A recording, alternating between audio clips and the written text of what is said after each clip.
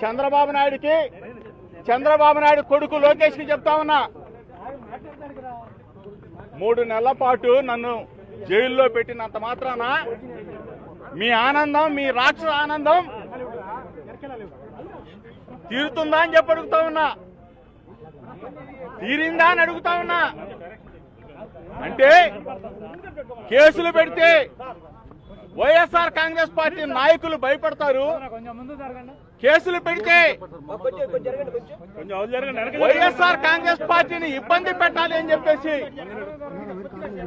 మీరు అనుకుంటే పొరపాటు. ఒకటే చెప్తా ఉన్నా, మా లీడర్, మా దమ్మున్న లీడర్ జగన్మోహన్ రెడ్డి గారి నాయకత్వంలో ఎవరం కూడా వెనకడుగు వేసే ప్రసక్తి లేదు అని చెప్తా ఉన్నా చంద్రబాబు నాయుడికి.